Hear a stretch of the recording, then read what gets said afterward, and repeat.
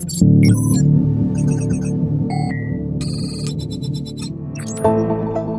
5G technology हमारी जिंदगियों को यरगमाल बना लेगी? ये सवाल जहन में उठता है और सर पटकता है। टेली कम्युनिकेशन की सुपरसोनिक स्पीड का असीर होकर इंसान से दूर हो जाएगा? क्या जिंदगी लम्स को तरस जाएगी? जिंदगी एक दूसरे के वजूद की हरारत से तही हो जाएगी? क्या आर्टिफिशियल इंटेलिजेंस का खप्त कारोबारी हयात के लिए इंसान को गैर जरूरी कर देगा?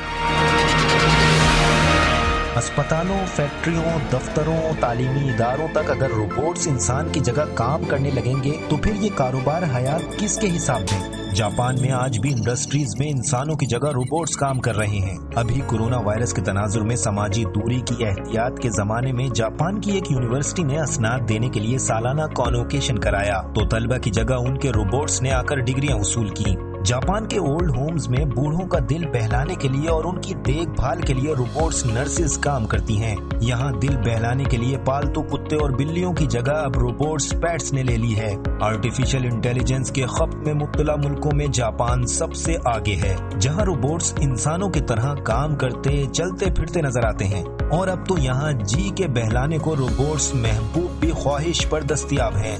मैं भी हैरत हूँ कि दुनिया क्या से क्या हो जाएगी। हाल ही में चीन में कोरोना के मरीजों को अस्पतालों में खाना देने के लिए रोबोट्स काम करते नजर आए। जापान में पहले भी खानों की होम डिलीवरी सर्विस में रोबोट्स काम कर रहे हैं। होटलों में वेटर स्टाफ के तौर पर भी जापान में ज्यादातर इंसान नहीं मशीनी आदमी दिखाई देते हैं। हम तरक्की पजीर मुल्कों के रहने वाले बाशिंदे अभी तक तो यही सोचते थे कि तरक्की याफ्ता मुल्कों में पैसे, काम और टेक्नोलॉजी की दौड़ ऐसी है कि इंसान के पास इंसान के लिए वक्त नहीं, जबकि हमारे मुल्क में तो फारिग लोग जब तक एक दूसरे से मिलकर गप्पे न लगा लें उनका दिन नहीं गुजरता। और फिर शहरों की निस्बत देहात में देखें या बड़े शहरों की निस्बत छोटे शहरों में देखें तो लोगों के पास एक दूसरे से मिलने और बैठने के लिए ज्यादा वक्त है। लोग एक दूसरे से ज्यादा जुड़े हुए हैं। यहाँ तक कि मोबाइल फोन के जमाने में भी यहाँ जिंदगी ऑनलाइन बसर नहीं होती, बल्कि जिंदगी अपने असल और सच्चे रूप में दिखाई देती है। ऑनलाइन चिट चैट की जगह बैठकें और चौपालें आबाद हैं। एक दूसरे के गम और खुशी में बनफ्स नफीस खुद शरीक होते हैं। और पंजाबी की ये कहावत हमें असल रूप में दिखाई देती है कि बंदा ही बंदे दा दारू है।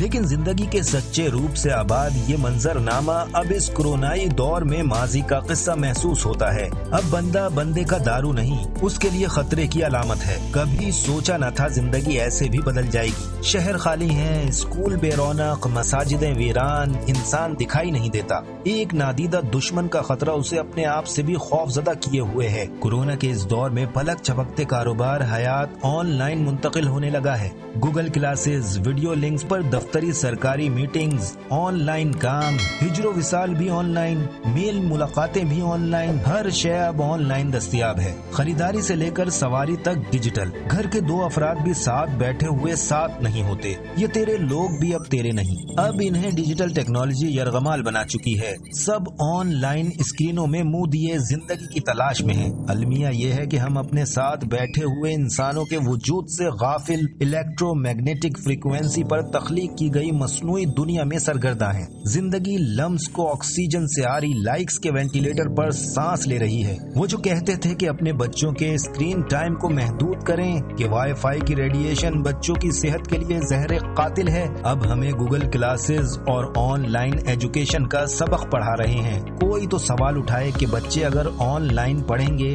ऑनलाइन इम्तिहान देंगे तो फिर घरों से बाहर जाना बंद है तो दिल बहलाने को ऑनलाइन वीडियो गेम्स भी खेलेंगे तो फिर उनकी सेहत इन रेडिएशन से कैसे महफूज रह सकेगी? कोरोना वायरस की आमद के साथ ही जिंदगी की हर शय ऑनलाइन होने लगी है। जिस 5G टेक्नोलॉजी की नवीद सुनते थे वो इस मंजरनामे का पता देती थी। खदशात और साजिशी थ्योरियों की बाज गश्त अब मगरिब और यूरोप से सुनाई दे रही है। क्या आप जानते हैं कि लंदन में लोगों ने कोरोना वायरस के फैलाव के बाद 5G टावर्स जला दिए? यूरोपीय यूनियन के डॉक्टरों ने 5G एप्पल के नाम से एक तहरीक का आगाज किया है। मुद्दा इसका यही है कि 5G टेक्नोलॉजी की इलेक्ट्रोमैग्नेटिक फ्रीक्वेंसी से खारिज होने वाली रेडिएशन इंसानी सेहत को तबाह करके रख देगी। इस पर पाबंदी लगाई जाए।